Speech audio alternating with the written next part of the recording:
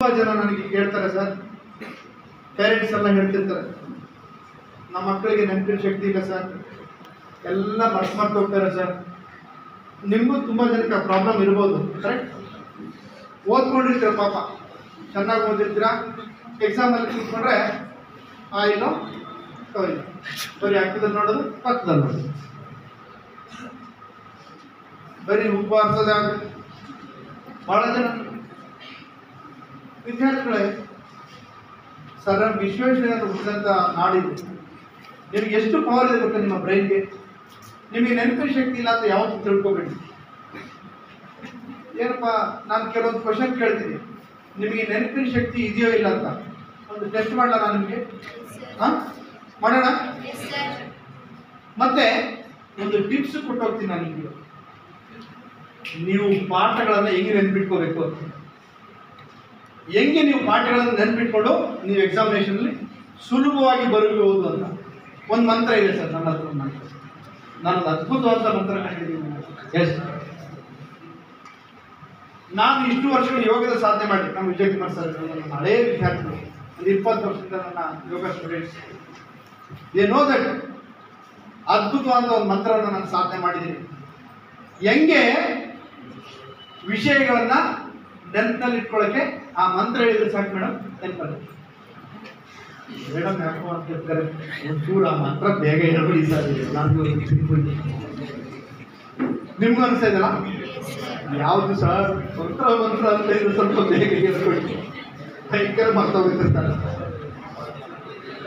ಈಗ ನಾನು ನಿಮಗೆ ಪ್ರಶ್ನೆ ಕೇಳ್ತೀನಿ, ಕೊನೆ ನಿಮಗೆ ನಾನು ಮಂತ್ರ ಹೇಳ್ಕೊಡ್ತೀನಿ, ಓಕೆ?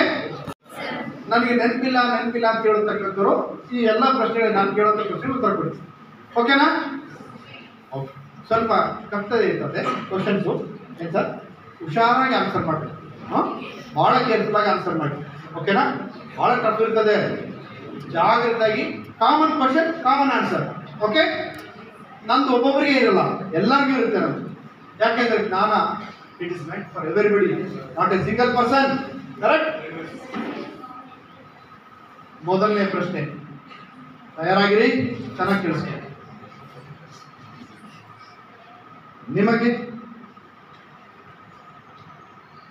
ನಿಮ್ಮ ಹೆಸರು ನೆನಪಿದೆಯೇ?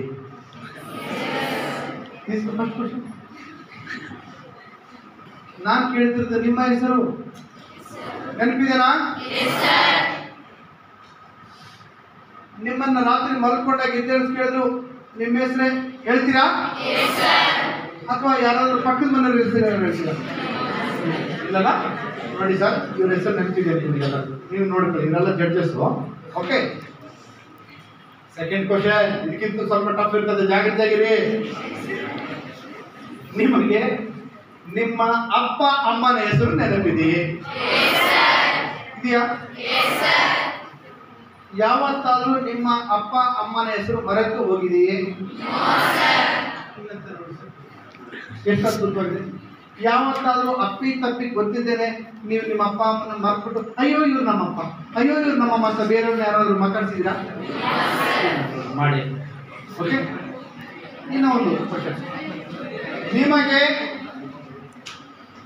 ನಿಮ್ಮ ಊರಿನ ಹೆಸರು ನೆನಪಿದೆಯೇ? ಇದೆಯಾ? ಈ ಕಾಲೇಜು ಈಗ ಮುಗಿದಲ್ಲ, ಸಂಜೆ ಮುಗಿದ ಮೇಲೆ ನಿಮ್ಮ ಊರಿಗೆ ಹೋಗುವಂತ ದಾರಿ ನಿಮಗೆ ನೆನಪಿದೆಯೇ? ನಿಮ್ಮ ಊರಿಗೆ ಹೋದ್ಮೇಲೆ ನಿಮ್ಮ ಮನೆಯ ವಿಳಾಸ, ನಿಮ್ಮ ಮನೆಯ ಗುರುತು ನಿಮಗೆ ನೆನಪಿದೆನಾ? ಯಾವತ್ತಾದ್ರೂ ಅಪ್ಪಿ ತಪ್ಪಿ ನಾನು ಮರ್ತ್ಬಿಟ್ಟು ಈ ಮನೆಗೆ ಬಂದ್ಬಿಟ್ಟಿದ್ದೀನಿ ಅಂತ ಯಾರು ಬೇರೆ ಮನೆಗೆ ಹೋಗ್ತೀರಾ? ಇಲ್ಲಿ ಇಲ್ವಲ್ಲ, ಎಷ್ಟು ನೆನಪಿದೆ ನಮ್ಗೆ, ಎಷ್ಟು ಅದ್ಭುತವಾದ ಮೆಮೊರಿ ಇದೆ ನಿಮಗೆಲ್ಲ. ನಿಮ್ಮನ್ನೆಲ್ಲರನ್ನು ಕೂಡ ಒಂದು 5 ವರ್ಷಗಳ ಕಾಲ ಅಮೇರಿಕಾ ಕಳಿಸ್ತೀನಿ ಅಂತ ತಿಳ್ಕೊಳ್ಳಿ. 5 ವರ್ಷಗಳ ಕಾಲ ಅಮೇರಿಕಾಗೆ ಹೋಗಿ 5 ವರ್ಷ ಆದ ನಂತರ ವಾಪಸ್ ಬಂದ ಮೇಲೆ ನೀವು ನಿಮ್ಮ ಮನೆಗೆ ಕರೆಕ್ಟಾಗಿ ಹೋಗ್ತೀರಾ? ನಿಮ್ಮ ಮನೆಗೆ ಹೋಗುವಂಥ ದಾರಿ ನೆನಪಿರ್ತದ? 5 ವರ್ಷ ಆದ್ಮೇಲೆ ಕೂಡ ನೀವು ಅಪ್ಪ ಅಮ್ಮ ಇವರೇ ಅಂತ ಗುರುತಿಸ್ತೀರಾ? ನಿಮಗೆ ಓದಿಸಿದಂಥ ಲೆಕ್ಚರರ್ಸ್ನ ನೆನಪಿರ್ತದ? 5 ವರ್ಷ ಆದ್ಮೇಲೆ 5 ವರ್ಷ ಆದ್ಮೇಲೆ ನೆನಪಿರ್ತದೆ. ಸಾರ್ ಇವೆಲ್ಲ ನೆನಪಿರ್ತಾವ ಗುರುಗಳೇ, ಅದನ್ನ ಹೇಳ್ಕೊಡಿ ನನಗೆ. ಇವೆಲ್ಲ ನೆನಪಿದಾವ ಸರ್. ಅದು ಇನ್ನೊಂದು ಯಾವ್ದು ಇದೆ, ಅದೊಂದು ಯಾವ್ದು ಇದು ಬೊಂಬೆ ಹೇಳುತ್ತೈತೆ ಮತ್ತೆ ಹೇಳುತ್ತೈತೆ ನೀವೇ. ನೆನಪಿದೆ ನೆನಪಿದೆ ಎಲ್ಲ ನೆನಪಿದೆ. ನಾನು ಹೇಳ್ತೈತೆ ನೆನಪಿದೆ. ಕರೆಕ್ಟ್ ಹೌದಲ್ವಾ ಗುರುಗಳೇ? ಇವೆಲ್ಲ ತುಂಬಾ ಚೆನ್ನಾಗಿ ನೆನಪಿರ್ತವೆ. ಏನ್ ಮಾಡ್ತೀರಾ? ಪುಸ್ತಕ ಹೀಗೆ ನಿಮಗೆ ಆ ಪುಸ್ತಕದಲ್ಲಿ ಇರೋದನ್ನ ನೆನಪಿಸ್ಕೊಳ್ಳುತ್ತಾ ಒಂದು ಮಾತನ್ನ ನಿಮಗೆ. ಓಕೆ, ಇದೆಲ್ಲ ನೆನಪಿರ್ತದೆ, ಪುಸ್ತಕದಲ್ಲಿರೋದು ನೆನಪಿಲ್ಲ ಅಂದ್ರೆ ನೀವು ಇದು ಯಾಕೆ ನೆನಪಿರ್ತದೆ ಅಂತ ಫಸ್ಟು ಅದರ ಆರಿಜಿನ್, ಅದರ ಮೂಲ ನೋಡಿ. ಇವೆಲ್ಲ ಯಾಕೆ ನೆನಪಿರ್ತದೆ ಗೊತ್ತಾ? ಒಂದು ಹೇಳ್ತೀನಿ ವಿದ್ಯಾರ್ಥಿಗಳೇ, ಈಗ ಮಂತ್ರ ಹೇಳ್ಕೊಡ್ತೀನಿ ನಾನು ನಿಮಗೆ. ಯಾವುದನ್ನ ನಾವು ಪದೇ ಪದೇ ಕಣ್ಣುಗಳಿಂದ ನೋಡ್ತೇವೋ, ಯಾವುದನ್ನ ನಾವು ಮತ್ತೆ ಮತ್ತೆ ಕಿವಿಗಳಿಂದ ಕೇಳಿಸ್ಕೊಳ್ತೇವೋ, ಯಾವ ವಿಚಾರಗಳನ್ನ ನಾವು ಮತ್ತೆ ಮತ್ತೆ ಮತ್ತೆ ಅದರ ಬಗ್ಗೆ ಚರ್ಚೆ ಮಾಡ್ತೀವೋ, ಬಾಯಿ ಮುಖಾಂತರ ಮಾತನಾಡ್ತೀವೋ,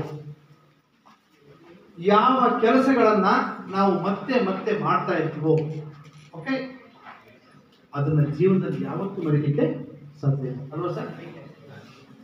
ಹಾಗಾದ್ರೆ ಪುಸ್ತಕದಲ್ಲಿರೋದು ನೆನಪಿಲ್ಲ ಅಂದ್ರೆ ಅರ್ಥ ಇಷ್ಟೇ: ಪದೇ ಪದೇ ನೋಡುವುದಿಲ್ಲ, ಪದೇ ಪದೇ ಕೇಳುವುದಿಲ್ಲ, ಪದೇ ಪದೇ ಪುಸ್ತಕದ ಬಗ್ಗೆ ಚರ್ಚೆ ಮಾಡುವುದಿಲ್ಲ. ಮತ್ತೆ ನೆನಪಿರೋದ್ರೆ ಹೆಂಗಪ್ಪ ಇರ್ತದೆ? ಮಂತ್ರ ಗೊತ್ತಾಯ್ತಪ್ಪ ನಿಮ್ಗೀಗ? ನಿಮಗೆ ಎಕ್ಸಾಮಿನೇಷನ್ ಅಲ್ಲಿ ನೀವು ಓದಂತ ವಿಚಾರಗಳು ನೆನಪಿರ್ಬೇಕಾದ್ರೆ ಏನ್ ಮಾಡ್ಬೇಕು? ಪದೇ ಪದೇ ಪುಸ್ತಕವನ್ನು ತೆಗಿಬೇಕು, ನೋಡ್ಬೇಕು, ರಿವಿಷನ್ ಅಂಡ್ ರಿವ್ಯೂ ಮಾಡಿ, ರೀಕಾಲ್ ಮಾಡ್ಕೊಳ್ಳಿ, ಪದೇ ಪದೇ ನೋಡಿ. Is it possible to forget? ಸಾಧ್ಯ ಇದೆಯಾ?